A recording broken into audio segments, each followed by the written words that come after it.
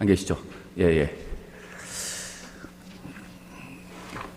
저희가 오늘 살펴볼 하나님의 말씀은 사무엘상 2장 30절입니다. 사무엘상 2장 30절 이 말씀을 보면서 이제 저희가 몇 가지 주제를 좀 오늘 생각해 보려고 합니다. 특히 이제 그 호칭 문제와 그 다음에는 이제 옷차림 문제 이런 것도 같이 잠깐 좀 실천적인 주제로 저희가 생각해 보려고 합니다. 사무엘상 2장 30절. 사무엘상 2장 30절. 사무엘상 2장 30절. 하나님께서 모든 사람을 다 똑같이 대해주지 않으십니다. 사람들이 착각하는 게 하나님께서 모든 사람을 다 똑같이 대하실 거다. 공평하신 하나님이다. 이렇게 생각하는데 성경에 그런 말은 없습니다. 모든 사람에게 구원받을 수 있는 기회를 주신 건 사실이에요. 또 모든 사람에게 다 선하게 대해주신 것도 사실입니다. 어떤 사람에게 선하게 대해주시고 어떤 사람한테는 악하게 대해주시고 이러시진 않으셨어요. 모든 사람이 구원을 받고 진리를 아는 데 이르길 원하시기 때문에 모든 사람이 구원받을 수 있도록 선하게 은혜를 베풀어 주셨고 또 진리를 알 수 있도록 하나님께서 또 은혜를 베풀어 주셨습니다. 근데 그럼에도 불구하고 하나님께서 어떤 사람은 특히 더 존중해 주시고 어떤 사람은 소홀히 여기시는 사람이 있어요. 그건 사실이에요. 그래서 어떤 사람을 하나님께서 소홀히 여기신다고 해서 그 사람 아예 구원도 못 받게 하시거나 이런 건 아닙니다. 구원은 모든 사람이 다 받을 수 있도록 기회를 다 열어놓으셨어요. 하지만 하나님께서는 어떤 사람은 존중하시고 어떤 사람은 소홀히 여기신다고 말씀하셨습니다. 근데 이것이 굉장히 어려운 그런 이해하기 어려운 신학적인 주제는 아니에요. 이해하기가 굉장히 쉽습니다. 이럴테면 이런 것과 같아요. 나에게 잘해주는 사람 있잖아요. 나도 그 사람을 잘해주게 되죠. 나는 열심히 인사도 하고 잘해주려고 하는데 그 사람은 나 무시해요.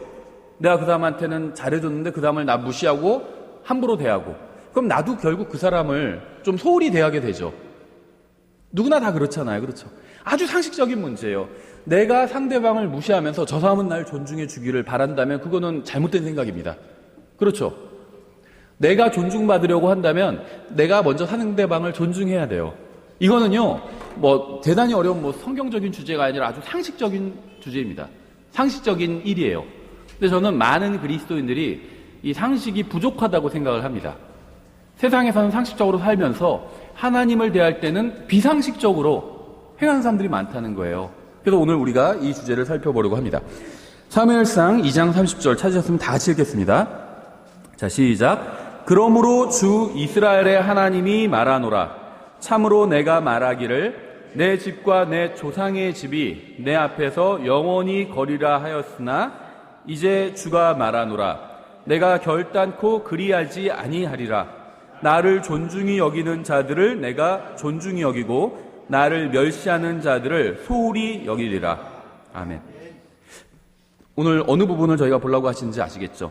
나를 존중히 여기는 자들을 내가 존중히 여기고 나를 멸시하는 자들을 소홀히 여기리라. 이게 하나님께서 사람을 대하시는 기본 원칙이라고 보시면 됩니다. 잠깐 기도하겠습니다.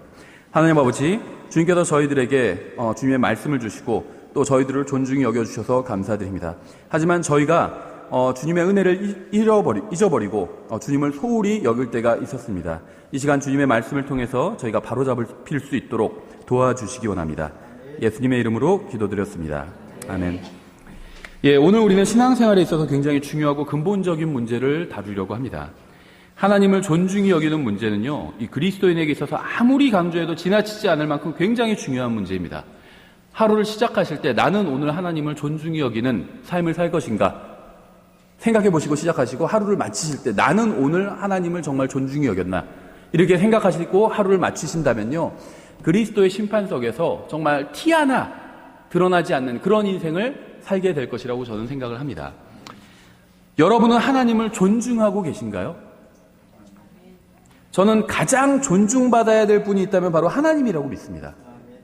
하나님은 온 세상을 창조하셨기에 존중받아 마땅하신 분이에요. 하나님 자체로 우리와 아무런 관련이 없어도 하나님 자체로 굉장히 위대하신 분이고요. 엄청나신 분이에요. 온 세상을 창조하시고 또 이 온 세상을 다 유지시켜 주시는 분이잖아요. 하나님께서 손을 놓으시면 그냥 온 세상이 다 망해버립니다. 온 세상을 창조하시고 유지하시는 분이에요.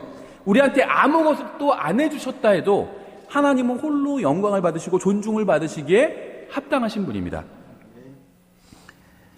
근데 하나님께서는요, 죄에 빠진 인간을, 우리를 구원하시기 위해서 직접 인간의 몸을 입고 이 세상에 오셔서 십자가에서 피를 흘리고 죽으심으로 우리의 죄값을 갚아주셨어요. 그러니까 우리가 오늘 경배하는 하나님은 우리에게 존중을 받으시기에 조금도 부족함이 없는 분입니다. 우리는 최상의 존중으로 하나님을 대해야 된다는 거예요. 여러분은 하나님을 존중하시나요? 하나님을 존중한다는 게 무슨 말일까요? 뭘 의미하는 걸까요? 하나님을 존중하기 위해서 우리는 무엇을 또 어떻게 해야 될까요? 그러니까 하나님을 존중해야 된다는 데는 다 동의를 합니다. 그렇죠? 근데 이제 하나님을 존중하기 위해서 실제로 우리가 무엇을 해야 되는지는 하나하나 좀 생각해 봐야 돼요. 근데 오늘 우리가 이 주제를 다 다룰 수가 없기 때문에 몇 가지 대표적인 것만 다뤄보려고 합니다. 또 요청이 있었기 때문에 저희가 다뤄보려고 하는 겁니다. 우리는 말과 행위로 하나님을 존중해야 됩니다. 그렇죠? 먼저 마음으로 하나님을 존중하는 게 중요한데요.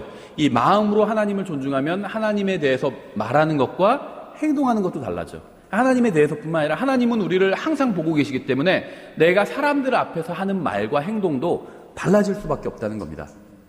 하나님을 존중한다는 건 하나님의 임재를 인정한다는 거예요. 하나님께서 여기에 나와 함께 계시다는 것을 인정하는 겁니다. 경배 시간뿐만 아니라 내 삶 모든 영역에서 하나님께서 함께 계시다는 걸 인정하는 것이고, 하나님을 의식해서 내가 말하고 행동한다는 거예요. 한번 생각해 보세요. 내가 친구들하고 그냥 말할 때가 있고요. 예를 들면 내 직장 사장님이나 학생 같으면 선생님이나 아니면 교수님이나, 예를 들면 내가 존중해야 될 높은 분들이 있잖아요. 사회에서도. 그런 분 앞에 그런 분이 있는데 내가 말하는 것과는 달라질 수밖에 없겠죠. 말이. 직장에서 그냥 동료랑 편하게, 아니면 내 부하 직원이에요. 내가 편하게 얘기하는데 사장님이 같이 있어요. 그럼 내가 함부로 얘기할 수는 없겠죠. 말이 달라진다는 겁니다.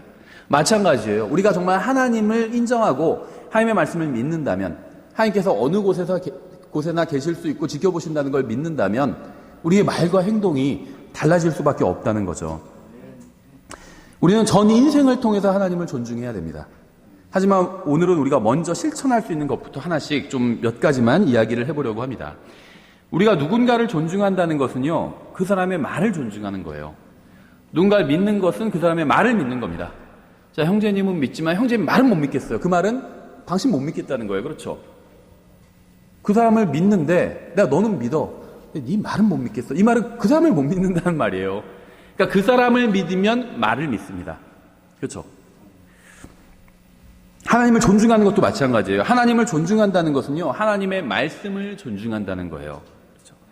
하나님은 믿지만 하나님의 말씀은 믿지 않을 수 없어요. 하나님은 존중하지만 하나님의 말씀은 무시하는 건 불가능합니다. 전 굉장히 하나님을 존중하고 두려워합니다.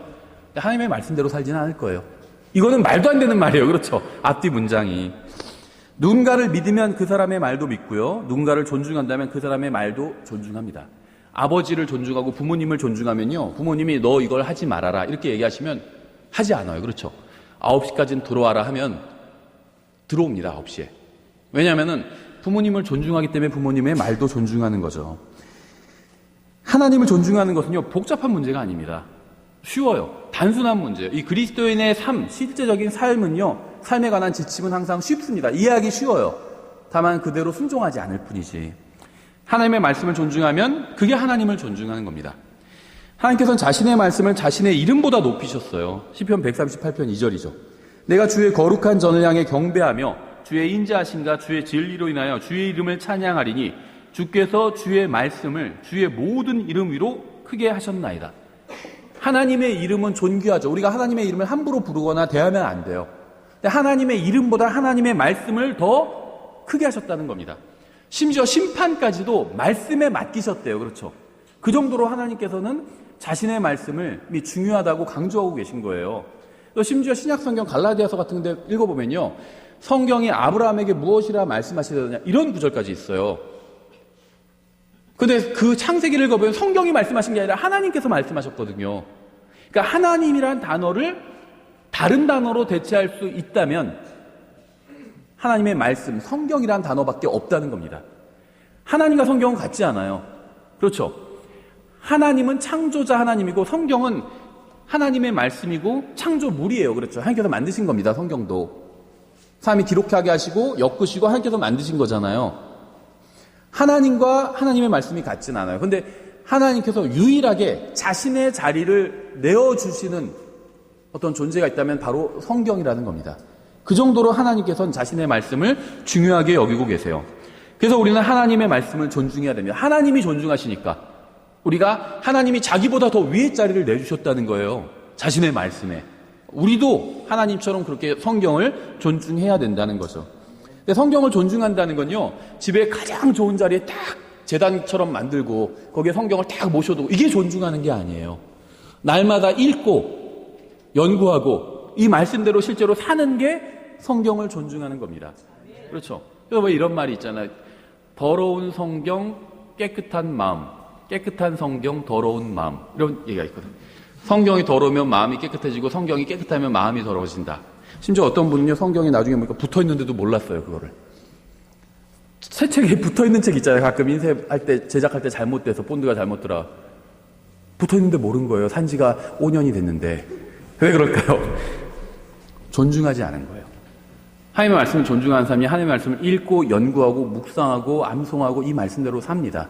그게 존중하는 거예요. 그렇죠. 다른 게 존중하는 게 아닙니다. 우리는 하나님의 말씀을 존중해야 돼요. 존중하기 위해서 먼저 하나님의 말씀을 읽어야 됩니다. 하나님의 말씀을 읽지도 않으면서 말씀을 존중할 수는 없습니다.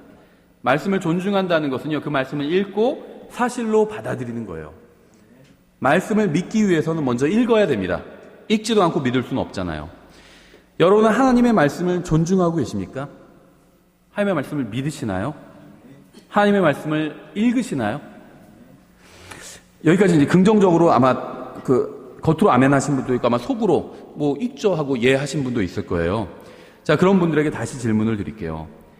하나님의 말씀을 합당하게 존중해야 될 만큼 합당하게 존중하고 계신가요?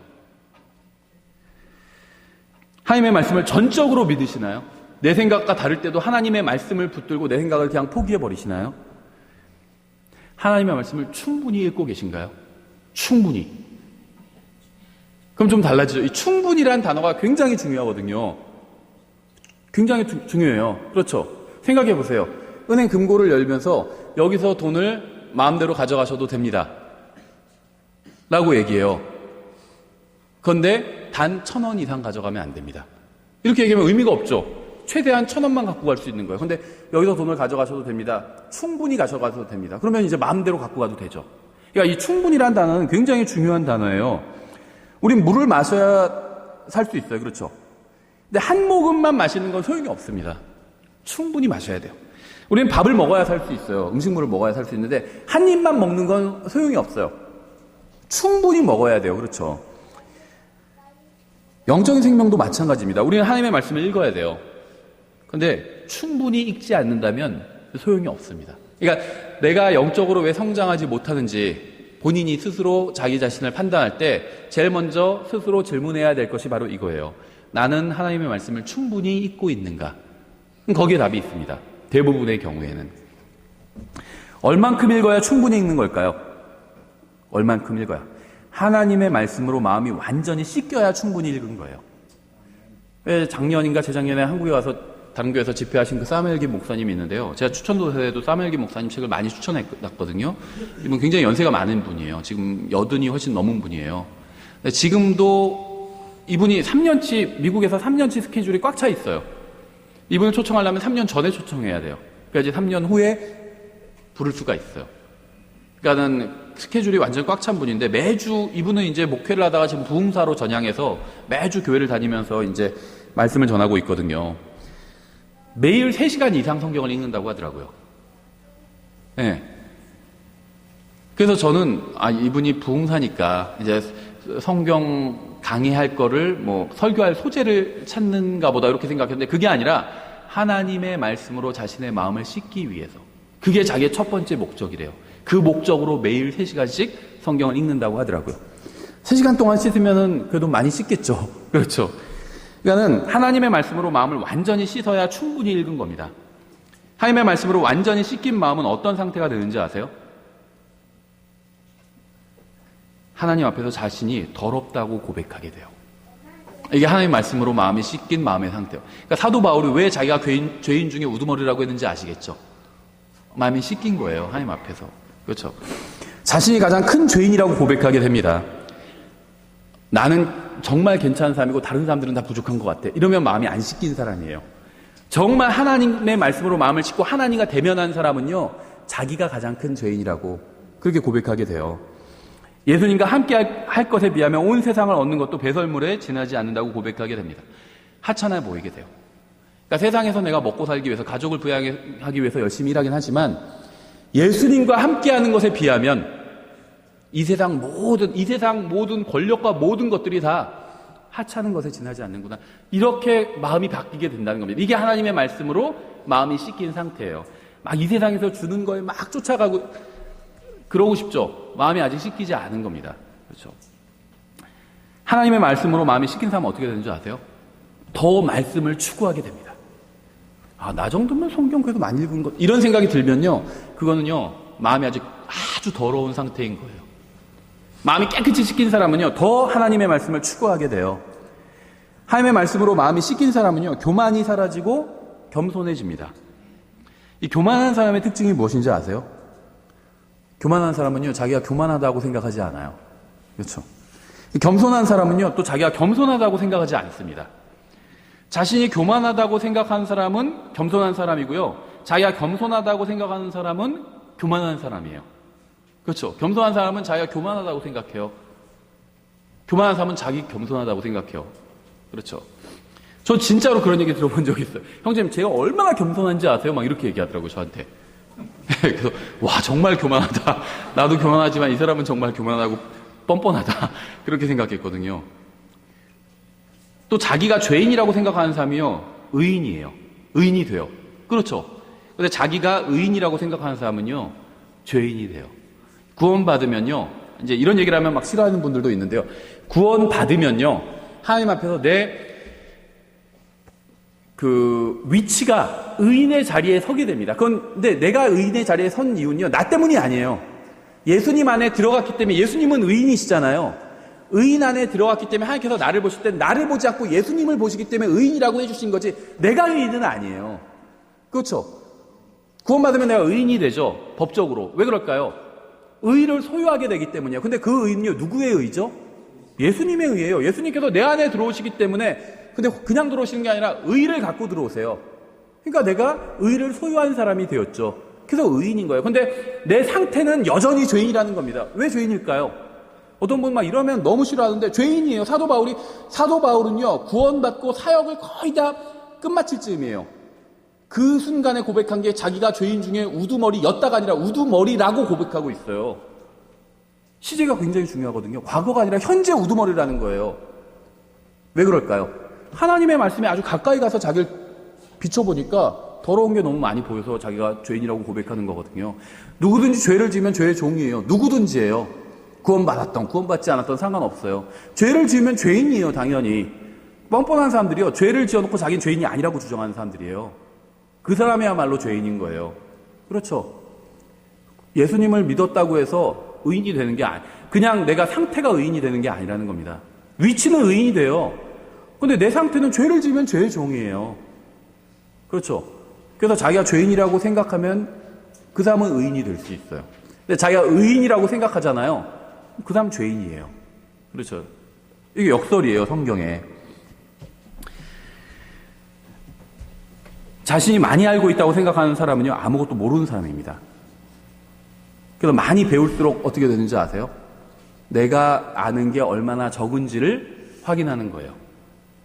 모를수록 자기가 다 안다고 생각해요. 그렇죠. 그래서 사춘기 아이들은 자기가 많이 안다고 생각하잖아요. 어른들은 잘 모르는 것 같고, 그렇죠. 반대죠, 사실은. 아이들보다 훨씬 더 많이 알아요, 어른들이. 그런데 살면서 보니까 자기가 아는 게 아무것도 아니란 걸 알게 되는 겁니다. 그렇죠. 예. 하나님을 존중하기 위해서는 먼저 하나님의 말씀을 읽어야 돼요. 우리 중엔요, 저 포함해서 하나님의 말씀을 열심히 읽고 연구하지 않아도 될 만큼 하나님의 말씀을 충분히 많이 하는 사람은 아무도 없어요. 매일 읽어야 돼요. 매일 연구해야 되고. 우리 중에는 단 한 사람, 저 포함해서 단 한 사람도요, 매일 연구하지 않아도 될 만큼 하나님의 말씀을 잘 알고 있는 사람은 없습니다. 저도 그렇고 여러분도 그래요. 다 열심히 읽고 연구해야 돼요. 말씀을 읽고 연구하고 묵상하고 암기해야 됩니다. 근데 거기서 멈춰서는 안 돼요. 말씀대로 살아야 됩니다. 이게 정말 말씀에 어떻게 보면 생명을 주는 거예요. 말씀이 살아서 역사하게 하는 것. 이게 말씀을 믿는 거예요. 말씀을 믿는 건요, 단순히 동의하는 게 믿는 게 아닙니다. 그 말씀대로 사는 게 말씀을 믿는 거예요. 그렇죠? 말씀대로 살고자 노력해야 된다는 거예요. 하나님의 말씀은 이 세상 무엇과 비교할 수 없을 정도로 소중합니다. 이 말씀으로 영원한 생명을 얻을 수 있고요. 이 말씀으로 영적인 생명이 자라갈 수가 있어요. 이 말씀대로 살고 이 말씀을 지키면 또 엄청난 상급을 받게 됩니다. 우리가 상상하는 것 이상의 상급을 받게 돼요. 이 말씀을 존중하는데 여러 가지 방법이 있어요. 저는 오늘 지역교회와 관련해서 좀 그 말씀을 존중하는 것에 관해서 그 말씀을 드리려고 합니다. 하나님께서 항상 특정한 하나를 선택해서 일하십니다. 근데 이제 하나님을 거부한 사람들은 이거를 싫어해요. 하나님이 이스라엘이라는 한 민족을 선택하셨죠. 그러니까 이스라엘 외에 다른 민족들은 다 막 시기심을 냈잖아요. 그렇죠? 근데 하나님께서 그게 일하시는 방법이에요. 한 민족을 선택하세요. 이스라엘이라는. 또 한 가정을 선택하셨죠. 아브라함의 가정을 선택하셨잖아요. 그렇죠? 또 한 사람을 선택하셨습니다. 아브라함이었죠. 많은 사람들 중에서 아브라함도 이교도였어요. 우상 숭배하는 사람이었어요. 근데 그 중에서 아브라함이라는 한 사람을 선택하셨잖아요. 여러분이 잘 아시는 것처럼 이스라엘이나 아브라함은 위대하고 훌륭해서 선택받은 것이 아니었습니다. 그러니까 하나님께서 항상 한 특정한 사람, 특정한 국가, 특정한 도시, 예루살렘, 특정한 장소, 특정한 책, 성경, 특정한 것을 선택해서 일하시는데 성경을 제외하고 나머지 모든 것들은 그게 대단하고 훌륭해서 선택한 것이 아니었다는 겁니다. 성경 하나님의 말씀이니까 훌륭하죠. 대단하고 엄청나고 권위가 있고. 하지만 성경 외에 이스라엘, 예루살렘, 아브라함, 사람, 대언자 이런 사람들은요. 그 다음에 훌륭하고 대단해서 선택받은 것이 아니라는 거예요. 오히려 반대예요. 하나님께서는 강한 것이 아니라 약한 것을 선택해서 일하십니다. 그래야 하나님의 능력이 온전히 드러나고 모든 영광이 하나님께 돌아가게 되기 때문이에요. 하나님께서 오늘날 특정한 지역교회를 선택해서 일하십니다. 어떤 특정한 지역교회가 주님을 위해서 열심히 열심을 내고 일을 한다는 거예요. 복음을 전하고 선교사를 파송하고. 사도 바울을 파송한 교회는요, 그리스도의 몸, 그런 게 아니었어요. 안디옥 교회였어요. 그렇죠. 특정한 지역교회였어요. 그리스도의 몸이 있지만 그리스도의 몸은 눈에 보이지 않잖아요. 어떤 형체가 없어요. 그래서 이 그리스도의 몸이 구체화된 것이 바로 지역교회예요. 하나님께서 지역교회를 통해서 일하시는 것. 그리스도의 몸을 통해서 일하시는 게 맞긴 하지만 그리스도의 몸은 눈에 보이지 않잖아요. 구체화된 게 없다는 거예요. 이 그리스도의 몸을 구체화시킨 것이 지역교회라는 겁니다. 우리 주위에 많은 교회들이 있지만 다 하나님께 쓰임받는 것은 아니라는 거예요. 딴짓하는 교회들도 많다는 겁니다. 하나님께서 원하시는 일이 아니라 엉뚱한 짓 하고 있는 교회들도 많다는 거예요. 많은 돈을 들여서 많은 시간과 성도들의 노력을 들어서 엉뚱한 짓 하는 교회들도 많이 있어요. 하나님께서 그런 교회를 쓰시는 게 아니죠. 하나님의 말씀대로 행하는 교회를 주님께서 선택하십니다. 그러니까 하나님의 말씀을 많이 알고 배우고 정확한 교리를 알고 있고 이것도 중요해요. 그렇죠? 하지만 하나님께서는요 어떤 교회를 쓰시냐면요 하나님의 말씀대로 행하는 교회를 쓰신다는 겁니다. 하나님께서 선택받는 교회의 특징은요 하나님의 말씀을 가르치고 실행하고 전하는 교회라는 거예요. 선택하시는 분은 하나님이지만 누구든지 주님의 말씀을 가르치고 행하고 전한다면 선택받을 수가 있어요. 하나님께서 왜 나는 안 선택하시고 저 사람들만 선택하시지? 이럴 필요가 없다는 겁니다. 선택은 하나님께서 하시지만 하나님께서 누구를 선택하시느냐?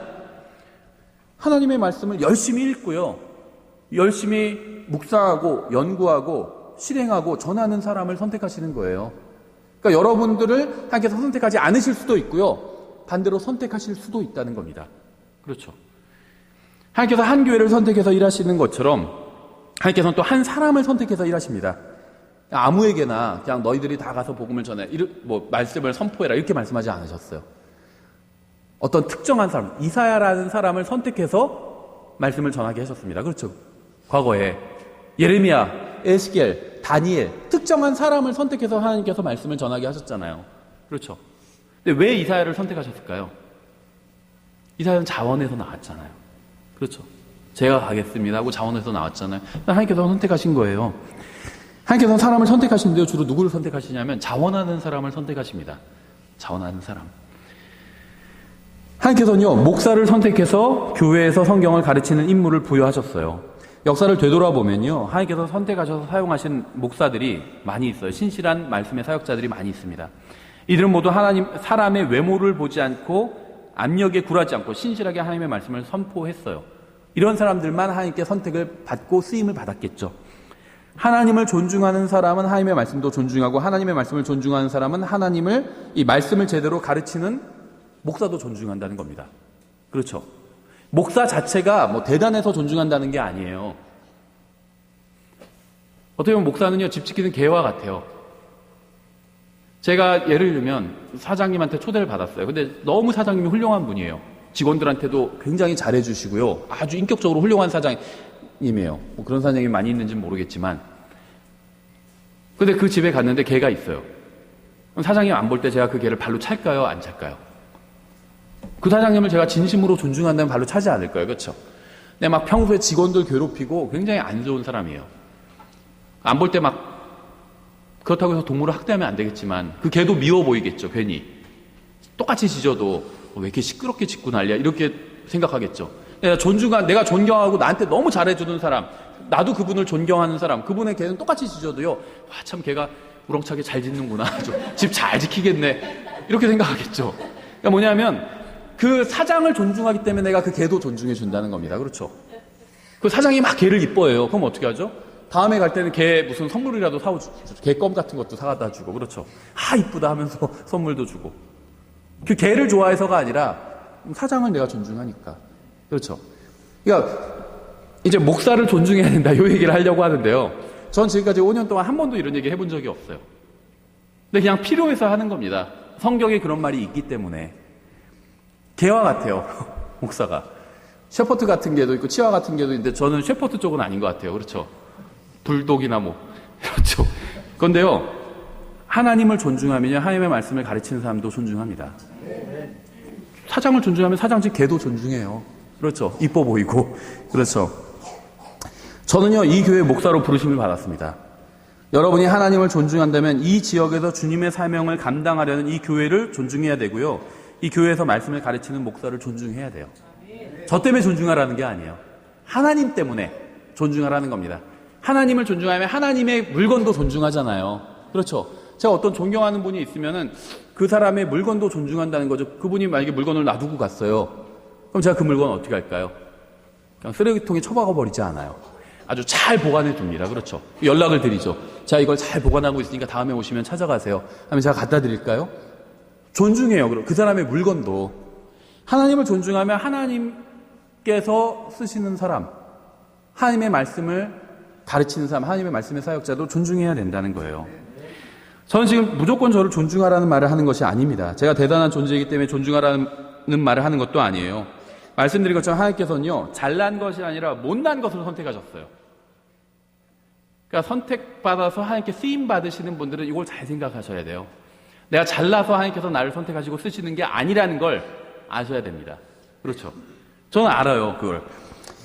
고린도전서 1장 26절부터 29절이죠. 형제들아, 너희를 부르신 것을 너희가 보거니와 부르심을 받은 자로서 육체를 따라 지혜로운 자가 많지 아니하고, 멋있게 표현했지만 한마디로 똑똑한 사람 별로 없다는 겁니다. 그렇죠? 강한 자가 많지 아니하며, 육체가 막 건강하고 막 이런 사람도 많지 않다는 거예요. 고귀한 자가 많지 않고, 집안 좋고 부잣집에서 태어난 사람도 많지 않다는 거예요. 그러나 하나님께서 지혜로운 자들을 당황하게 하시려고 세상의 어리석은 것들을 택하시고, 하나님께서 강한 것들을 당황하게 하려고 세상의 약한 것들을 택하시며, 하나님께서 있는 것들을 쓸모없게 하려고 세상의 천한 것들과 멸시받는 것들을 택하시고 참으로 없는 것을 택하셨나니 이것은 어떤 육체도 자신 앞에서 자랑하지 못하게 하려 하심이라. 저는 하나님께서 왜 이 교회의 목사로 저를 부르셨는지 알고 있어요. 주님의 말씀대로 제가 지혜로운 사람이 아니었기 때문에 저를 부르신 겁니다. 한마디로 IQ가 별로 높지 않기 때문에 부르셨다는 거예요. 주님의 말씀대로 어리석은 자였기 때문에 부르셨어요. 주님의 말씀대로 약한 자였기 때문에 부르셨습니다. 주님의 말씀대로 저는 세상에 천한 자였고 멸시받는 자였고 없는 자였기 때문에 부르셨습니다. 하나님 앞에서 아무것도 자랑할 것이 없는 사람이기 때문에 부르신 거예요. 저도 그렇게 생각할 때가 많았거든요. 저는 이 세 가지 중에 하나만 있으면 세상에서 좀 잘 먹고 잘 살 수 있다, 이렇게 생각해요. 첫째는 머리가 좋던지. 머리가 좋으면 세상에서 잘 먹고 잘 살잖아요. 그렇죠? 머리가 좋은 것과 단순히 공부를 잘하는 것과 이거는 또 별개거든요. 공부는 잘 못할 수도 있어요. 수학, 수능 시험 잘 못 풀 수도 있는데 머리가 좋은 사람들이 있어요. 그 사람들은 장사도 잘하고요. 돈도 많이 벌어요. 세상에서 잘 먹고 잘 살아요. 머리가 좋던지 아니면은 이 몸이 건강하고 잘생기던지. 그렇죠. 머리 좋지 않아도요. 몸 건강하고 잘생기면 이 사람들도 세상에서 인기 없고 잘 먹고 잘 살아요. 돈 많이 벌고. 주로 영화배우나 탤런트나 이런 사람들이 그렇잖아요. 그 중에서 머리까지 좋은 사람도 있지만 머리 안 좋은 사람들도 있어요. 그래도 몸이 건강하고, 그러니까 몸이 건강하면 주로 이제 운동선수가 돼서 또 돈 많이 벌죠. 세상에서 영웅 대접을 받고. 얼굴이 잘생기면 또 세상에서 영웅 대접을 받아요. 그렇죠. 그러니까 머리가 좋던지, 육체가 뛰어나던지, 아니면은 좋은 집에서 태어나든지, 돈이 많던지. 그러면 당연히 돈이 많으니까 세상에서 또 잘 먹고 잘 살게 되겠죠. 이 세 가지가 저는 없더라고요, 다.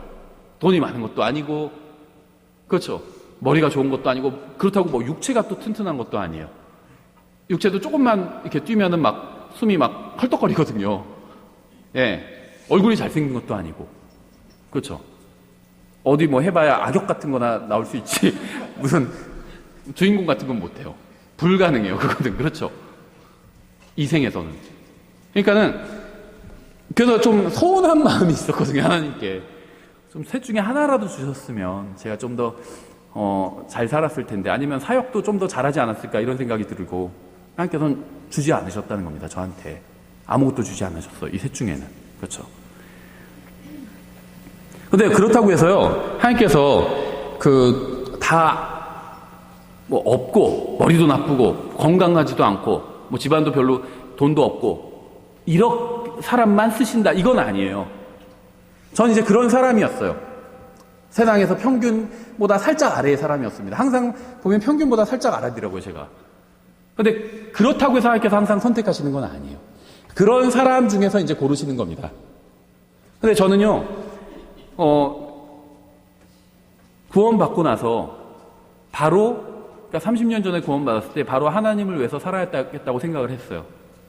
하루에 10시간 이상 성경을 읽었습니다. 한 달에 한 번씩 성경을 읽었어요. 3년 동안. 그리고 교회에 항상 제일 먼저 갔어요. 그러니까 계속 교회에 일찍 오니까요. 나중에는 목사님보다 먼저 가서 기다리고 있었거든요. 그러니까 이제 그때는 지금처럼 번호키가 아니었어요. 열쇠로 열고 들어와야 되거든요. 그러니까 나중에 목사님이 열쇠 숨겨놓은 장소를 알려주시더라고요. 어느 화단 밑에 숨겨놨다고 그거 열고 들어가서 있으라고 그러시더라고요. 그러니까 모르겠어요, 저는. 하나님께서 왜 저를 선택하셔서 이 교회 목사로 세우셨는지. 제가 봐도 남들보다는, 저보다 똑똑한 사람 훨씬 많잖아요. 대한민국에 훨씬 많거든요. 잘난 사람 훨씬 많다는 거예요. 말도 잘하고 훨씬 그런 사람들 많이 있어요. 근데 아마도 주님을 향한 열심이 있었기 때문에 주님께서 하신 게 아니고, 주님께서 누가 나를 위해서 갈까 했을 때 제가 하겠습니다 하고 자원했기 때문에 쓰신 게 아닌가, 이렇게 생각을 합니다. 그렇죠. 성경에 의하면요, 이거 하나님께서는 한 사람을 지역교회 목사로 부르시는 이유는 이래요. 못났기 때문에 부르신 겁니다. 그런데 주님을 위해서 열심히 있었기 때문에 부르신 거예요. 이런 이유로 목사를 존중해야 한다는 건 아닙니다. 목사는 성경을 가르치는 사람이에요. 목사가 이것저것 잘한다면 더할 나위 없이 좋겠죠. 아주 다재다능한 목사님도 있어요. 제가 알기에. 교회 인테리어도 목사님 혼자 다 하더라고요. 너무 다재다능해서. 근데 목사의 임무는요, 성경을 가르치는 거예요, 기본적으로. 만약 목사가 성경을 바르게 가르친다면 그 사실만으로 목사는 존중받아 마땅합니다. 그러니까 이제 제가 목사를 존중해야 된다, 이 얘기를 하고 있는데, 저를 존중하라는 거죠, 한마디로. 그런데 참 뻔뻔해요. 그렇죠. 이런 얘기도 하고. 그런데 그건요, 내가 목사기 때문에 존중하라, 이런 얘기가 아니에요. 내가 과거에 성경을 한 달에 한 번씩 읽었기 때문에 존중해라, 이런 얘기도 아닙니다. 그건 여러분이 확인할 길이 없잖아요. 성경 정말 한 달에 한 번씩 읽었는지 1년에 한 번씩 읽었는지 그걸 어떻게 알아요, 여러분이. 저의 그냥 개인의 경험이니까. 여러분이 판단할 수 있는 걸로 존중해야 돼요. 근데 뭘 판단하냐? 교리를 바르게 가르친다면 존중해야 됩니다. 왜냐하면 목사의 임무는 성경을 가르치는 거예요.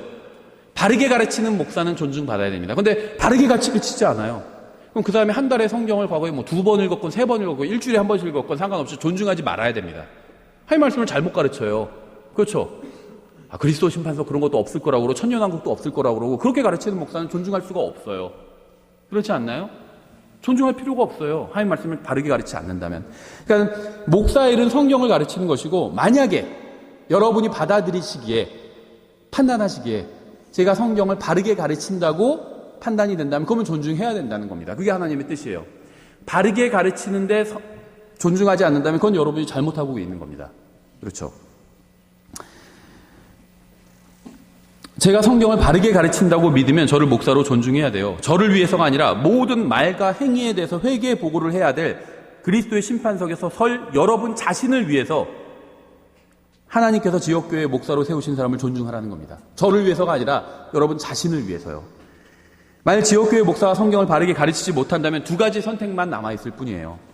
하나는요, 다른 형제들과 연합해서 그 목사를 쫓아내는 겁니다.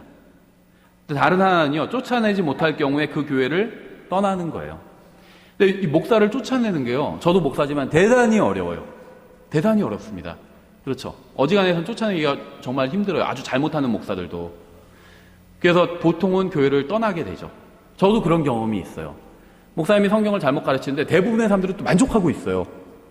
그러니까 저는 잘못 가르치는 것 같은데, 근데 다른 사람들은 저 정도면 잘 가르치지 왜 그래? 이렇게 얘기를 하더라고요. 그래서 제가 떠난 겁니다. 그렇죠. 제가 제 양심과 하나님 말씀을 비교해 봤을 때 아무리 봐도 목사님이 성경을 잘못 가르치고 있었어요. 전천년 이런 것도 가르치지 않고 3년간 열심히 다녔지만 한 번도 복음을 들어본 적도 없고, 예수님 믿는 게 뭔지, 어떻게 하면 구원받는지, 어떻게 하면 상급을 받는지 이런 걸 배워본 적이 없어요. 그래서 목사님 성경을 잘못 가르치고 있구나 이렇게 판단하고, 근데 다른 사람들은 거기에 동의하지 않기 때문에 저만 그렇게 판단했기 때문에 저만 그냥 떠난 겁니다. 그렇죠. 목사를 쫓아낼 수 있다면, 잘못하는 목사를 쫓아낼 수 있다면 그게 제일 좋은 거예요. 근데 쫓아낼 수 없다면 본인이 떠나는 수밖에 없어요. 그렇죠. 그렇잖아요. 예. 만약 여러분이 다니는 교회 목사가 성경을 제대로 가르치고 있다고 믿는다면 여러분은 그 목사를 존중해야 됩니다. 성경에 의하면 목사는 하나님의 말씀을 가르치는 사람이에요. 말씀을 제대로 바르게 가르치면 다른 모든 것을 하지 않아도 목사 일을 제대로 하고 있는 겁니다. 또 말씀을 제대로 가르치지 못한다면 다른 모든 것을 잘하고 있어도 목사 일을 제대로 하고 있지 못한 거예요. 성경은 목사가 성경을 가르치는 방법에 대해서도 말씀하고 있어요. 말씀의 사역자는 말씀으로 가르치고 경고해야 합니다. 이건 제가 한번 성경 구절들을 그냥 쭉 읽어볼게요. 골로새서 1장 28절, 우리가 그분을 선포하며 각 사람에게 경고하고 모든 지혜로 각 사람을 가르침은 우리가 각 사람을 그리스도 예수님 안에서 완전한 자로 드러내고자 합니다. 지금 여기서 말하는 우리는 말씀의 사역자죠. 사도 바울을 포함한 말씀의 사역자예요. 근데 각 사람에게 말씀으로 경고한대요. 그렇게 살면 안 된다고. 태도를 바꾸셔야 된다고. 말씀으로 경고하는 거죠. 또 각 사람을 지혜로 각 사람을 가르친대요. 어떻게 하면 이 말씀을 좀 더 체계적으로 가르칠 수 있을까 막 지혜로 가르치는 거예요. 그렇죠. 또 말씀으로 훈계해야 돼요. 사도행전 20장 31절. 그러므로 깨어서 내가 3년 동안 밤낮 쉬지 않고 눈물로 각 사람을 훈계하던 것을 기억하라. 하나님의 말씀으로 사람들을 훈계한 겁니다. 데살로니가전서 5장 12절부터 13절. 형제들아, 우리가 너희에게 간청하노니 너희 가운데서 수고하고 주 안에서 너희를 감독하며 너희에게 훈계하는 자들을 알고 그들의 일로 인하여 사랑 안에서 그들을 매우 귀중히 여기라. 또 너희끼리 화목하게 지내라. 말씀으로 훈계하는 사람, 제대로 하고 있다면 그 사람을 사랑 안에서 매우 귀중히 여기래요. 제 말이 아니죠. 저도 생긴 것과는 다르게, 생긴 건 뻔뻔하게 생겼지만 사실은 굉장히 수줍음이 많기 때문에 제가 목사인데 목사를 존중해라 이런 건 사실 잘 못하거든요. 다른 교회 가서는 해줄 수 있는데 저희 교회에서는 저는 못해요. 근데 저도 가만히 보니까 성경에 나와 있잖아, 하나님의 말씀에. 이걸 가르쳐야 되기 때문에 가르치는 겁니다. 또 말씀으로 권면해야 돼요. 목사가 하는 일은. 사도행전 2장 40절. 또 많은 다른 말씀들로 증언하며 권면하여 이르되 이 패역한 세대로부터 너희 자신을 구원하라 하니라. 사도행전 15장 32절. 유다와 실라는 자신들도 대언자이므로, 말씀 사역자였죠. 많은 말로 형제들을 권면하여 그들을 굳건하게 하고, 말로 권면했죠. 말씀으로 자기들의 말로 권면한 게 아니에요. 하나님의 말씀으로 권면한 겁니다. 말씀의 사역자는요, 말씀으로 세워주고 권면해야 돼요. 고린도전서 4장 13절. 그러나 대언하는 자는 사람들에게 말하여 그들을 세우고 권면하며 위로하나니. 그렇죠. 또 말씀의 사역자는요, 교리를 연구하고 가르치고 이 교리를 가지고 권면해야 돼요. 디모데전서 4장 13절. 내가 갈 때까지 읽는 것과 권면하는 것과 교리에 주의를 기울이라. 읽는 것, 권면하는 것, 교리의 주의를 기울이래요. 그래서 저희가 성경 읽기 팀을 만들려고 하는 거거든요. 성경을 읽어야 돼요. 격려해야 됩니다. 그 시간에만 성경 읽기 팀 모여서 일주일에 한 번 모여서 성경 읽으면 된다. 이런 말이 아니에요. 잘 안 읽으니까 같이 한번 해보는 겁니다. 그래서 개인적으로도 할 수 있게. 복음전도팀 마찬가지예요. 복음전도팀 거기서 토요일에 한 번만 하면 된다. 이 말이 아니에요. 복음전을 잘 안 전하잖아요, 살면서. 거기서 한번 같이 전해보는 거예요. 그러면 이제 자기 삶에서도 전할 수가 있거든요. 그렇죠? 아, 다른 형제들도 이렇게 하는구나. 용기를 얻고 서로 격려를 받아서 할 수 있는 거예요. 읽는 것과 권면하는 것과 교리의 주의를 기울이래요. 그래서 교리를 가르치는 거예요. 말씀의 사역자는요, 말씀을 선포해야 됩니다. 디모데후서 4장 2절이에요. 말씀을 선포하라. 때에 맞든지 맞지 아니든지 긴급히 하라. 모든 오래 참음과 교리로 책망하고 꾸짖고 권면하라. 오늘 책망하고 꾸짖는 그런 내용들이 있죠. 성경에서 그렇게 하라고 하니까 그렇게 하는 겁니다. 말씀의 사역자는요, 말씀을 선포하고 교리로 책망하고 꾸짖고 권면해야 돼요. 하나님께서는 저를 이 교회의 목사로 부르신 이유는 노닥거리라고 부르신 게 아닙니다. 말씀을 선포하라고 부르셨어요. 말씀을 가지고 교회에서 성도들과 논쟁하라고 부르신 것이 아니에요. 말씀을 선포하라고 부르셨습니다. 말씀을 가지고 토론하라고 부르신 것도 아니에요. 성경에 보면 사도행전에서 사역자, 말씀의 사역자들끼리 말씀을 가지고 토론을 했습니다. 성도들하고 토론하지 않았어요. 논쟁하지도 않았고요. 한번 논쟁, 토론 이런 단어로 성경 검색해 보세요. 신약 성경. 믿지 않는 사람과 토론하고 논쟁을 했어요. 믿지 않는 사람들과. 사역자들끼리는 논쟁을 했어요. 그런데 성도들과 논쟁하지는 않았습니다. 믿지 않는 사람들과는 논쟁을 했어요. 그럼 성도들에게는 이 말씀의 사역자는 어떻게 해야 되는지 아세요? 선포해야 돼요. 선포. 일방적으로 선포하는 거예요. 말씀을 선포하는 겁니다. 선포해야 돼요. 권면해야 되고. 말씀을 선포하라고 부르셨어요. 저를 하나님께서는. 말씀을 가지고 토론하라고 부르신 게 아니에요. 말씀을 선포하라고 부르셨습니다. 그래서 저는 선포하는 거예요. 저의 임무는 이 교회의 목사로서 여러분에게 말씀을 선포하는 게 저의 가장 기본적인 임무입니다. 여기서 잠깐 이제 호칭 문제를 좀 한번 생각해 볼게요. 이건 이제 요청하신 분들이 있어서 제가 넣습니다. 그냥 실행적인 주제로. 구원받은 사람끼리 서로 형제 혹은 자매라고 부르죠. 여러분 왜 이렇게 부르는지 생각해 보신 적이 있어요? 저도 이걸 사실 예전에는요, 아주 진지하게 생각해 보신 적이 없는데 작년에 제가 진지하게 생각하기 시작했어요. 왜냐면요, 왜 그 사람의 구원을 완벽히 확인하지도 않고 형제라고 부르냐, 막 이렇게 항의하는 분이 있더라고요. 근데 그분은요, 상식도 모자른 거고 성경 지식도 모자른 거예요. 구원받은 사람을 형제 자매라고 부르는 건 하나님의 자녀가 되었기 때문에 그렇게 부르는 거죠. 그분을 받아들인 자들, 곧 그분의 이름을 믿는 자들에겐 다 하나님의 아들이 되는 권능을 그분께서 주셨으니. 그렇죠. 구원받은 사람은 같은 영적 아버지를 모신 하나님의 자녀들이 됩니다. 그래서 서로 형제 자매라고 부르는 거죠. 먼저 말씀드리면요, 저는 무슨 영어 사대주의 이런 사람이 아니에요. 저는 한국말을 좋아합니다. 하늘나라에 가서도 제 바람은 한국말을 썼으면 좋겠어요. 하늘나라 공식 언어로. 왜냐면 저는 한국말을 유창하게 할 수 있거든요. 예. 저도 그 영어권 국가에서 3년간 살았었는데요. 지금 제가 말이 굉장히 많죠. 목사님들 모이면요, 말 많은 사람 2-3명이 있는데 제가 그 중에 한 명이에요. 나머지 분들은 조용하신 분들이고 점잖고. 근데 아마 의외로 제가 외국에 있을 때는요, 과묵한 사이나이로 통했어요. 과묵하다 참 저 사람은 이렇게 통했거든요. 왜 과묵했을까요? 예, 한국말이 공용어가 아니니까. 저 한국말을 사랑합니다. 좋아하고. 한국어에는요, 장점도 있고 단점도 있어요. 근데 한국말은요, 이 표현의 한계가 있습니다. 하나님께서 최종 권위의 언어로 한국말을 선택하지 않으신 이유가 있어요. 영어를 선택하셨습니다. 왜냐하면 최종 권위라는 이 하나님의 말씀을 담기에 가장 완벽한 그릇이에요, 영어가. 왜냐하면 영어를 만드신 분도 하나님이거든요. 한국말 만드신 분도 하나님이고. 그래서 한국말의 특징을 잘 아세요. 예를 들면 God이라는 단어가 있어요. G-O-D. 대문자 G로 시작하는 God, G-O-D. 우리나라 말로 하나님이라고 번역하죠.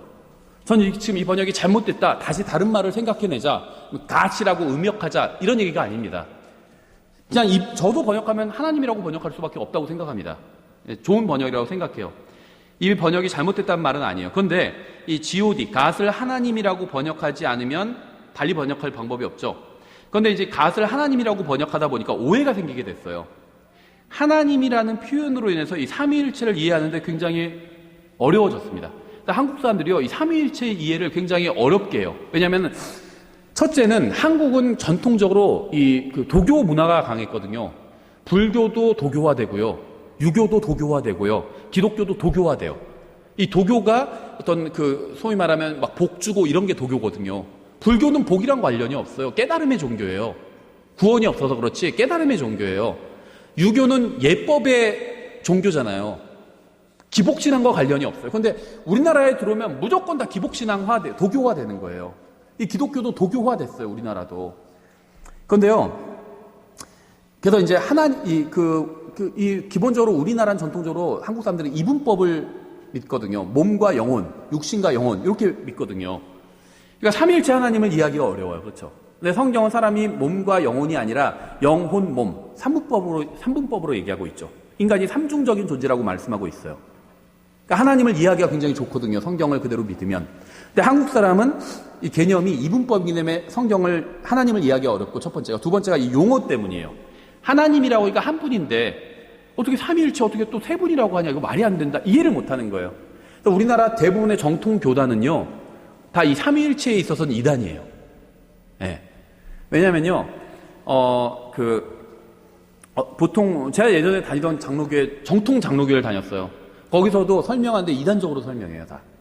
어떻게 설명하냐면 예를 들면 물과 수증기 얼음 이걸로 설명해요. 물이었다가 수증기가 됐다가 또 그게 얼음이 됐다가 다시 녹으면 물이 됐다가 또 끓이면은 수증기가 됐다 이렇게 설명하죠. 삼일체가 그런 거라고 설명해요. 삼일체는 그런 게 아니에요. 물과 수증기 얼음은 동시에 존재하지 않잖아요. 물이면 물이고 그렇죠. 녹으면 물이 되고 그렇게 존재하잖아요. 예수님과 아버지와 성령님은요 동시에 존재하시거든요. 삼일체에 대해서 대부분의 한국 교회는 이단이에요, 사실은. 근데 왜 그러냐면 이 한국 용어 때문에 그런 것 같아요. 저는 이게 영향이 있는 것 같아요. 이 가스란 말은요, 어떤 하나 이런 것만 의미하지는 않는다는 겁니다. 그런데 하나님이라고 하면 하나만 의미하게 되죠. 그렇죠. 하나님이라고 하니까 한 분이라고 생각해요. 한 하나님은 맞아요. 한 하나님, one God, 한 하나님은 맞는데요. 한 하나님 안에 세 분이 계시다는 겁니다. 그렇죠. 제가 지어낸 얘기가 아니죠. 요한일서 5장 7절에 있잖아요. 하늘에 증언하는 세 분이 계시니 곧 아버지와 말씀과 성령님이시라. 또 이 세 분은 하나이시니라 이렇게 말씀하고 있잖아요. 한 하나님 안에 세 분이 계신 거예요. 그러니까 성경은 이렇게 세 분이 하나라고 말씀하고 있습니다. 하나님 안에 세 분이 계시다고 말씀하고 있어요. 이렇게 오해를 불러일으키는 말 중에요. 형제님 혹은 자매님이란 말이 있어요.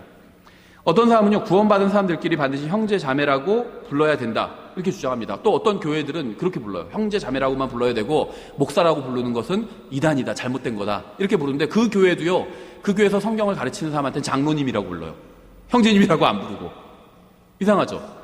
그것도 어떤 교회는요, 그러면은 장로라고 불러도 안 된다. 형제라고만 불러야 된다. 그런데 그 모임에서 성경을 가르치는 목사 역할을 형제가 있어요. 그러니까 그 사람을 형제라고 안 부르고요. 또 수석 형제라고 부르더라고요. 되게 웃기더라고요. 그렇죠? 목사라고 부르면 안 되는데 왜 수석 형제라고 부르면 되는지는 잘 모르겠어요. 그런데요, 형제라 혹은 자매라고 불러야 한다고 주장하고 이렇게 하지 않으면 이건 타협하는 것이거나 혹은 말씀대로 하지 않는 것이다. 이렇게 주장을 합니다. 먼저 이 문제를 논의하기 전에요, 이게 여기도 한국말이 문제가 있어요. 이 형제님이란 말의 의미를 좀 생각해 봐야 할 필요가 있습니다. 형제라는 말, 이 님은 이제 형제를 높여주기 위해서 붙인 거죠. 이제 형제라는 말이죠. 이 형제라는 표현인데 우리말에 사전 찾아보신 적 있어요? 원래는 이게 우리말 표현에 없어요, 이게. 방언이랑 비슷해요. 방언이라고 하면, 이게 방언의 뜻은 언어거든요. 왜냐면 텅이에요, 텅. 영어로 하면 방언이 텅이에요, 텅. 텅이란 말은 언어란 말이에요. 그러니까 머더텅 하면 모국어가 되잖아요. 근데 기독교에서 이단들이 만들어낸 게 이제 아무도 알아듣지 못하는 언어다. 이렇게 주장하기 시작했죠, 방언을. 그래서 이게 사전에 등재돼 버렸어요. 기독교 일부에서 아무도 알아듣지 못하는 그런 언어를 방언이라고 한다. 이런 식으로 붙어버렸는데, 원래는 그런 의미가 없어요. 방언이란 말에. 형제도 마찬가지예요. 이게 형제란 말 찾으면요, 형과 아우로 나와요. 당연하죠. 형과 동생 이렇게 나와요. 근데 기독교에서는 믿는 사람끼리 부르는 말이다. 또 이렇게 설명해주고 있거든요. 그거는요, 그렇게 사용하니까 그냥 붙여준 거예요. 원래는 그런 의미가 없습니다. 당연히. 한국말로 형제라는 말은 잘못된 말이라는 거예요. 한국말 자체에서. 예를 들면 저한테 남자 동생이 있는데요. 전 제 동생을 소개할 때 어떻게 소개할까요? 이 사람은 제 동생입니다. 아니면 이 사람은 제 아우입니다. 이렇게 소개하겠죠. 근데 제가 이 사람은 제 아우면서 동시에 제 형입니다. 이렇게 소개하진 않아요. 그럼 미친 사람이죠. 제 형도 되고 아우도 됩니다. 이렇게 소개할 수가 없다는 겁니다. 형이면 형이고 동생이면 동생이지 형이면서 동생일 수는 없어요. 이 형제라는 말은요, 영어의 브라더라는 말을 번역한 것으로 보이죠. 문제는 이 브라더라는 단어는 형과 동생 모두를 의미하긴 합니다. 사람이면 남자, 남자면 사람, 이게 man이라는 단어의 의미죠. 근데 한국말로는 그렇지가 않죠. 남자면 남자고 사람이면 사람이잖아요. 근데 man이란 말은 남자도 되고 사람도 되죠. 이 브라더도 마찬가지예요. 형도 되고 동생도 됩니다. 더 구체적으로 하면 영거, 올더 이걸 붙일 뿐이에요. 그렇죠? 더 나이 많은 형제, 그러면 그거는 형이에요. 나이 어린 형제, 그럼 동생입니다. 그렇지, 이 브라더라는 말은 형, 동생을 다 포함한다는데 한국말로 이 단어를 정확히 번역할 단어가 없어요. 그래서 만들어낸 겁니다. 이 브라더가 영어로는 형도 되고 동생도 되니까 형제라고 번역하자 만들어낸 거예요. 그렇죠. 저는 어쩔 수 없었다고 생각합니다. 그렇게 단어를 만든 거. 그 자체를 비판하는 건 아니에요. 그런데 이게 형이면서 동시에 동생을 의미하는 형제라는 말은 한국말로는 잘못된 말이에요. 그렇죠. 이 자매라는 말도 마찬가지예요. 누나면 누나고 언니면 언니지 또 동생이면 동생이지 누나이면서 동시에 동생일 수는 없어요. 그렇죠. 저는 지금 이 번역을 탓하는 게 아닙니다. 말을 새로 만들어내자 이런 말을 하는 것도 아니에요. 그냥 이렇게 쓸 수밖에 없어요. 인정을 합니다. 기독교에서 오랫동안 형제나 자매라는 말을 사용해왔고 저도 이 용어를 어떤 의미로 사용하는지 잘 알고 있고 저도 그 의미로 이 용어를 사용하고 있어요. 근데 이건 잘못된 말이에요. 말 자체가. 정확히 따져보면. 그렇죠. 킹제임 성경과 비교해봐도 잘못된 말이에요. 근데 이 말을 가지고 기준으로 삼아서 잘못된 말을 기준으로 삼아서 이렇게 하지 않으면 그 사람은 타협한 사람이다. 구원받지 않은 사람한테 형제라고 부른다. 저 사람은 타협했다. 예수님의 무슨 그런 걸 무슨 예수님의 그리스도의 몸 안에 들어와서 가족됨을 무시하는 사람이다. 이렇게 비난하면 안 된다는 거예요. 잘못된 걸 기준으로 왜 비난을 해요? 그렇게 비난하면 안 된다는 겁니다. 제가 말하려는 것은요, 우리말 형제라는 말의 우리 형제라는 말이 영어의 브라더라는 말의 정확한 번역은 아니라는 거예요. 그러니까 영어 브라더의 의미는 자신보다 나이 든 자에겐 형님이고 어린 자에겐 아우님이에요. 굉장히 부드러운 표현입니다. 브라더리 하면은 말하는 사람이 나보다 더 나이가 많다. 그러면 형제님, 우리나라 말로는 그렇지만 영어로는 사실 형님이에요. 그렇죠? 민양기 형제님 하지만 민양기 형님이에요. 그렇죠? 최성은 형제님 하지만 최성은 아우님이에요. 저보다 나이가 어리니까. 하지만 나이는 어리지만 존중해 주니까 아우님 이렇게 부르는 거예요. 이게 영어 브라더의 의미예요. 근데 우리나라 말로는 이걸 형제라고 번역해버려서 이게 오해가 생기게 돼버린 겁니다. 그렇죠? 시스터 정확히 마찬가지예요. 누나 하면 동생님 이런 표현이지 자매, 누나면서 동시에 동생이다 이런 표현은 아니라는 겁니다. 그러니까 우리는 구원받은 사람으로서 주님 안에서 한 가족을 이루고 있어요. 그래서 나보다 나이가 많으면 형님이고요. 나이가 어리면 아우님이에요. 존중하는 겁니다. 그렇게. 우리말로는 오랫동안 형제님이라고 불렀기 때문에 그렇게 부르는 거예요. 제가 지금 형제님이라는 표현을 사용하면 안 되면 이런 말을 하는 건 아닙니다. 이해해요. 저도. 우리말 성경도 그렇게 번역할 수밖에 없었다는 것도 이해합니다. 하지만 원래의 의미는요. 이게 그리스도 안에서 서로를 존중하기 위해서 만든 표현이에요. 형님, 아우님 이렇게 존중하기 위해서 만든 표현입니다. 그래서 저는 형제님이라고 뭘 꼭 해야 되고 자매님이라고 뭘 꼭 해야 되고 그 외의 단호칭은 다 잘못된 거고 타협한 거고 이렇게 해서는 안 된다는, 거기에 얽매여서는 안 된다는 거예요. 문화적인 것도 받아들여야 됩니다. 예를 들면요. 예수님의 육신의 어머니는 마리아였죠. 근데 예수님과 이 마리아의 나이, 육신의 나이 차이는 어머니의 나이 그 차이예요. 그렇죠? 한 세대가 차이가 나죠. 근데 이 사도 요한과 비교해 보면요. 사도 요한은 예수님보다 나이가, 육신의 나이가 더 어렸습니다. 그렇죠? 나이가 어린 사람이었어요, 사도 요한은. 그러니까 사도 요한에게 있어서 마리아는 어머니 뻘이었습니다. 그렇죠? 근데 주님께서는요, 너희 다 같이 구원받은 사람들이니까 마리아에게 너 그냥 자매님이라고 불러라. 이렇게 말씀하지 않으셨어요. 뭐라고 말씀하셨는지 요한복음 19장에 나오죠. 25절부터 27절에 이제 예수님의 십자가 곁에는 그분의 어머니와 그분의 이모요 글로바의 아내인 마리아와 막달라 마리아가 서 있더라. 그러므로 예수님께서 자기 어머니와 자기가 사랑하던 제자가 곁에 서 있는 것을 보시고, 요한이죠, 자기 어머니에게 이르시되 여자여 당신의 아들을 보소서 하시고 그 뒤에 그 제자에게 이르시되 내 어머니를 보라 하시니 그때부터 그 제자가 그녀를 자기 집으로 모시니라. 그러니까 요한은 마리아를 주님 안에서 자매가 아닌 어머니로 대했습니다. 그렇죠? 왜 그랬을까요? 요한에게는요 마리아의 연배가 누님이 아닌 어머니의 연배였기 때문이에요. 10살 정도 더 많으면 누님이죠. 20살 이상 많으면 그거는 어머니 뻘이에요. 그렇죠? 이건요 문화적이고 상식적인 문제예요. 생각해 보세요. 이거는 문화적이고 이렇게 부를 수밖에 없어요. 나이가 나보다 30살, 40살이 많은데 그 사람 보고 자매님, 자매가 왜 그래요? 이렇게 얘기할 수는 없어요. 모치님이라고 하는 거예요. 모치님. 그게 어머님을 높이는 말이잖아요. 모치님. 그래서 기독교에서 보통 모치님 이런 표현 쓰죠. 그게 훨씬 더 자연스럽다는 겁니다. 그러니까 만약 구원받은 사람끼리 반드시 형제 자매라고만 불러야 한다고 생각한다면 주님의 말씀을 결코 이해하지 못할 거예요. 왜 마리아라 생각보다 마리아도 하나님의 자녀가 됐죠. 사도 요한도 하나님의 자녀가 됐죠. 그럼 주님 안에서 다 자녀니까 형제 자매잖아요. 근데 왜 형제 자매라고 부르라고 하지 않고 네 어머니라고 부르? 너의 자매다 이렇게 안 하시고 예수님께서 어머니라고 하셨잖아요. 그렇죠. 상식이 있어야 돼요. 성경을 이해하려면 상식이 있어야 됩니다. 사도행전을 보면요. 베드로, 바울을 비롯한 사도들이 사도행전 2장에도 나오고요. 사도들이 설교하는 장면이 나오는데요. 구원받은 사람이 아니라 유대인들에게 구원받지 않은 사람들이죠. 유대인들에게 설교하는 장면이 나오는데 유대인들에게 뭐라고 부르는 줄 아세요? 형제라고 불러요. 형제라고. 그러면 예를 들면 이런 문제를 지적하는 분은 거기서 따지겠죠. 바울도 배교했네. 왜 형제라고 부르지? 형제가 아닌데. 바울이요. 자기가 유대인들 앞에서 변호할 때 형제들이요. 이렇게 불렀어요. 구원받지도 않았는데 예수님을 믿지도 않고 정통 유대교를 믿던 사람들이고 바울이 예수님을 전한다는 이유로 예수님을 고소한 사람들이에요. 그 사람들을 형제라고 불렀어요. 왜 그랬을까요?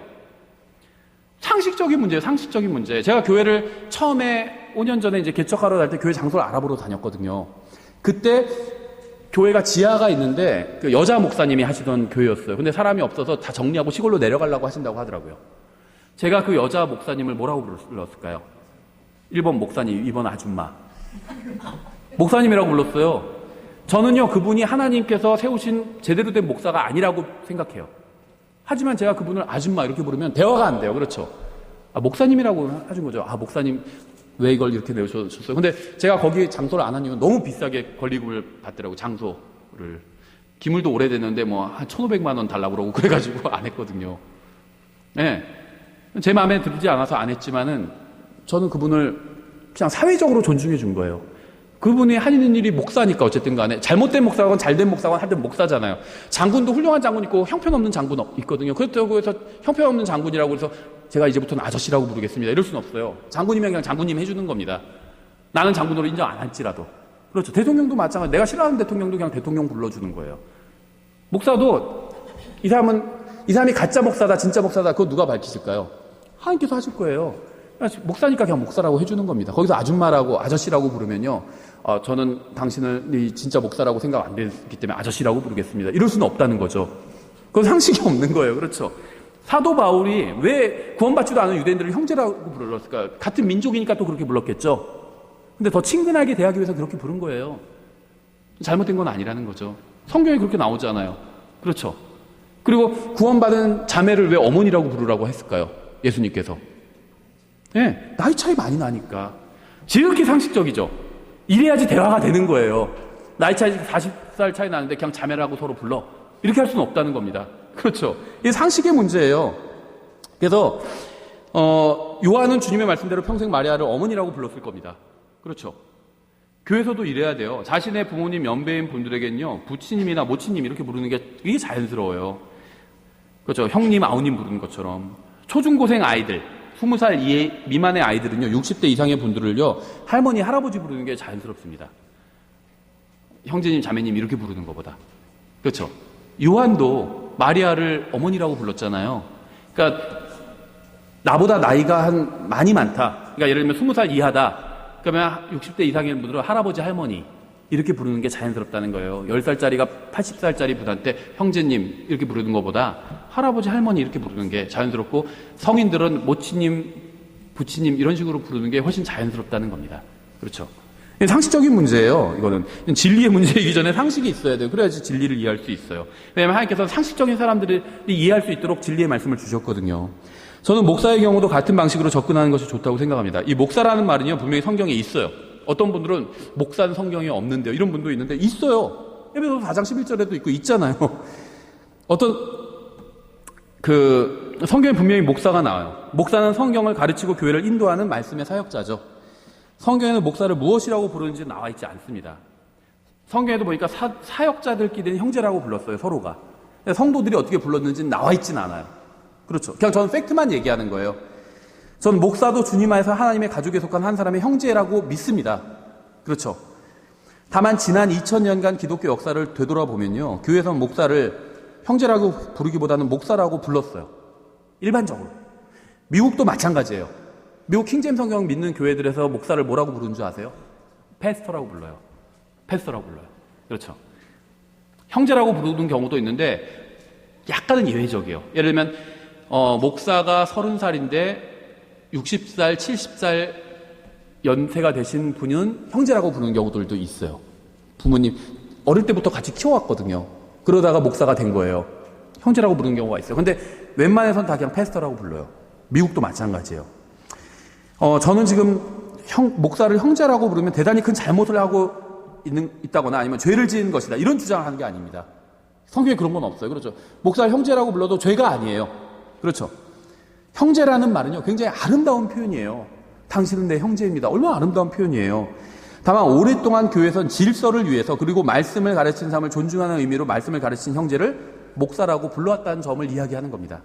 다 이렇게 불러요. 그렇죠. 저는 교리적인 차원이 아니라 질서와 믿음이 약한 사람들을 세워주는 차원에서 말씀을 드리는 거예요.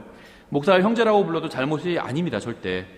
교회의 질서와 성경을 잘 모르고 믿음이 약한 사람들을 위해서 형제님이라는 호칭보다 목사님이라고 부르는 게 훨씬 더 그냥 좋다고 생각한다는 거예요. 그게 일반적이니까 그런 얘기를 하는 겁니다.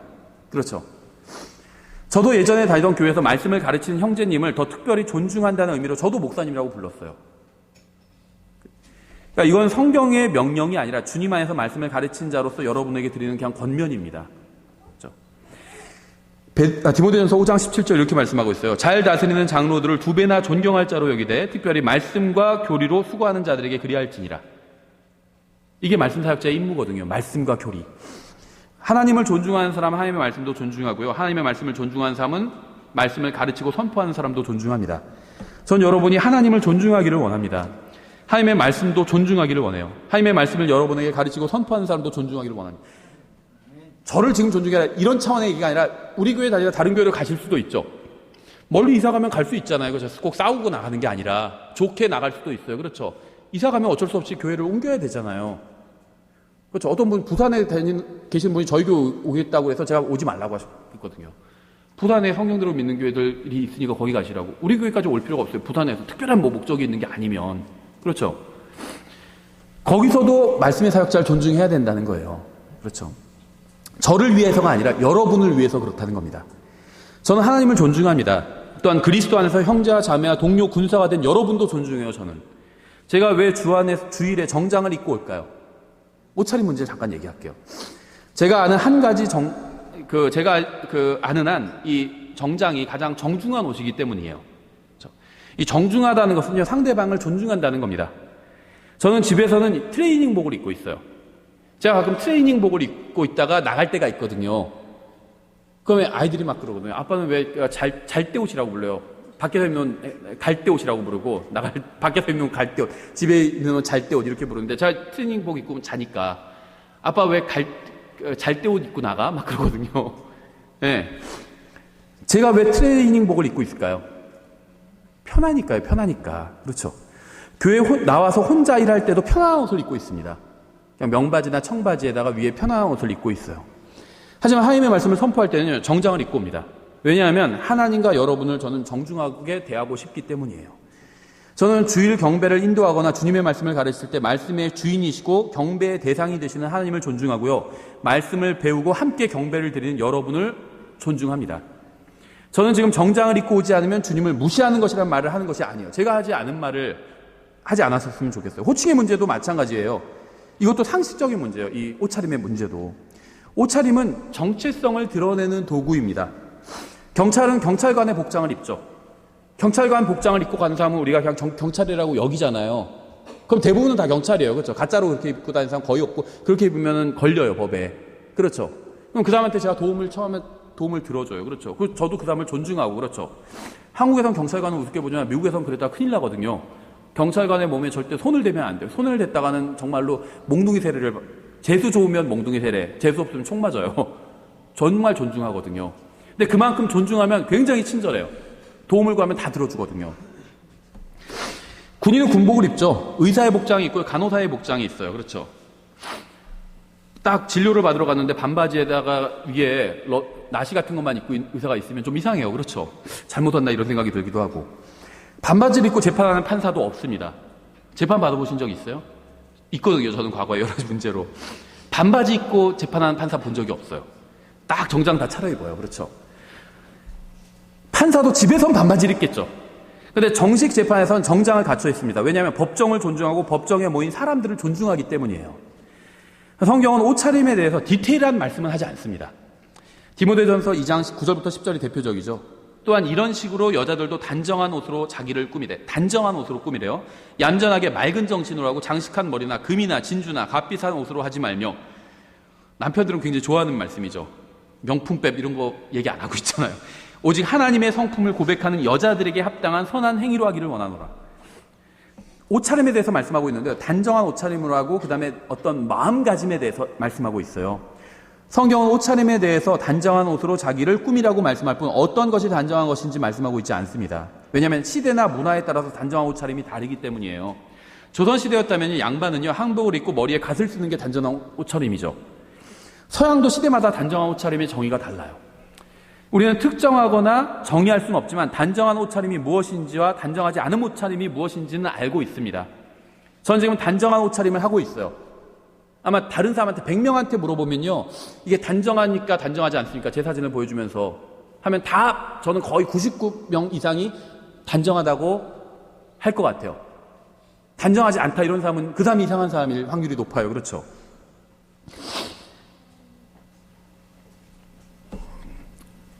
정장을 입었기 때문에 정장을 입었기 때문이 아니라 그냥 옷을 단정하게 입은 거예요. 그렇죠? 정장이라고 해서 다 단정한 것도 아니에요. 제가 흰색 전장과 흰색 구두를 신고요, 검은색 셔츠랑 분홍색 해골무늬 넥타이를 메고 왔다면 정장을 입고 온 것이긴 하지만 여러분은 제가 단정하다고 생각하지는 않을 겁니다. 그렇죠? 미쳤나 보다 이렇게 생각하지. 저는 단정하게 하고 오늘 이 자리에 왔습니다. 왜냐하면 저는 하나님을 존중하고 여러분을 존중하기 때문이에요. 제가 오늘 정장을 입고 온 이유는요, 교회에는 반드시 정장만을 입고 와야 하기 때문이 아니라 정장이 단정한 옷 중 대표적인 옷이기 때문이었습니다. 정장처럼 모든 사람들이 예외 없이 단정하다고 생각하는 옷이 있다면 정장이 아니라도 그 옷을 입고 이 자리에 설 수 있을 겁니다. 그렇죠? 근데 저는 지금 율법적인 이야기를 하는 게 아니에요. 정장을 입고 오지 않으면 하나님께서 경배를 받지 않으신다는 말을 하려는 것도 아닙니다. 하나님은요, 외모를 보시는 분이 아니에요. 하나님은 마음을 보시는 분입니다. 그런데요, 마음이 바른 사람은 옷차림도 바르기 마련입니다. 그렇죠? 하나님께서는요, 우리가 단정한 마음으로 단정한 옷차림을 하기를 원하십니다. 마음이 깨끗한 것이 가장 중요하지만 의복을 깨끗이 하는 것도 소홀히 해서는 안 된다는 거예요. 자, 옷차림과 관련해서는요, 4종류의 사람을 제시할 테니까 여러분이 주님 안에서 어떤 사람이 되어야 되는지 한번 판단해 보세요. 첫 번째는요, 첫째 사람은 단정한 마음을 하고, 마음도 아주 단정해요, 하나님 앞에서.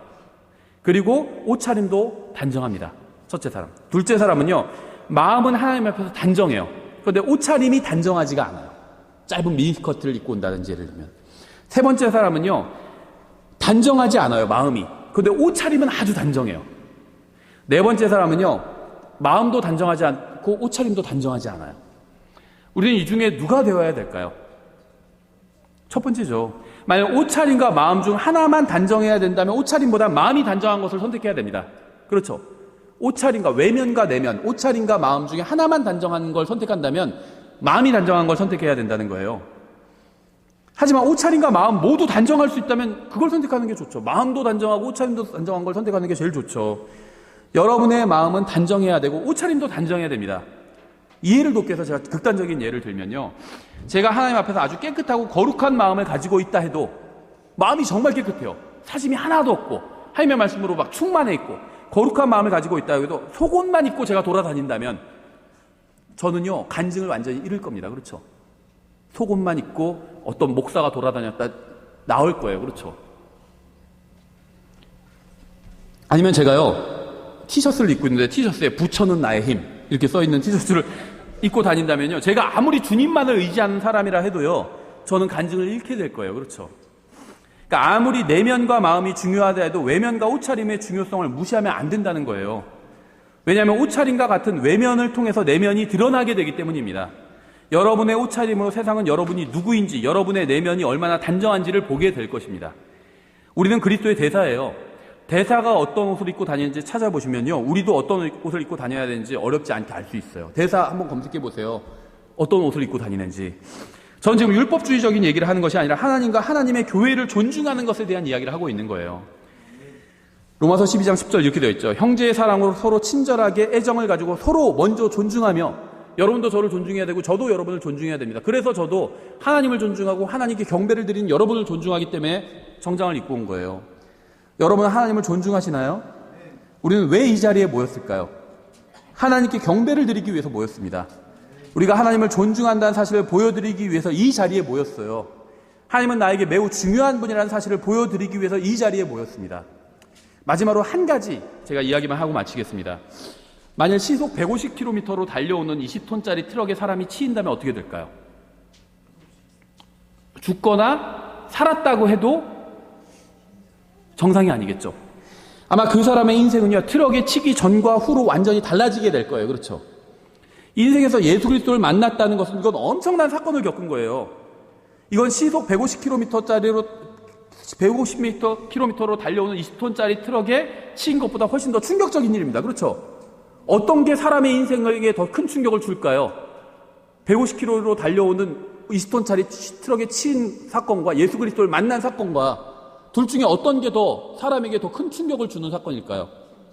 예수님 만난 사건이에요. 그런데 인생에 아무런 변화도 없고 하나님을 대한 태도로 달라지지 않고 하나님을 존중하지도 않고 하나님의 말씀도 존중하지 않는다면 이건 뭔가 대단히 잘못된 겁니다. 여러분은 예수님을 만난 적이 있으신가요? 예수님을 자신의 구원자로 받아들이신 적이 있나요? 여러분은 하나님과 하나님의 말씀을 존중하시나요? 머리와 입술로만 존중하는 것이 아니라 여러분의 인생이 정말 말씀을 존중하는 인생인가요? 이 세상에서 먹고 살기 위해서 사는 것은 죄가 아니죠. 문제는 하나님께서 자신을 구원해 주셨다고 하면서도 하나님을 위해서는 조그마한 것 하나 하지 않으려고 한다는 것입니다. 하나님을 위해서 무엇인가 하기보단 내가 더 편한 것을 선택한다는 거예요. 인생의 가장 좋은 부분은 자신이 차지하고 하나님은 그냥 찌끄러기만 던져주면 된다고 생각하는 게 문제예요. 어느 날 여러분은요, 여러분이 가지고 있고 붙들고 있는 모든 것들을 다 뒤에 내려놓고 하나님을 만나러 가게 될 것입니다. 그러면 하나님은 그 자리에서 여러분이 하나님을 존중하는 인생을 살았는지 물으실 거예요. 하나님의 말씀을 존중했는지 물으실 겁니다. 하나님의 말씀을 읽고 연구하고 행하고 전하며 살았는지 물으실 거예요.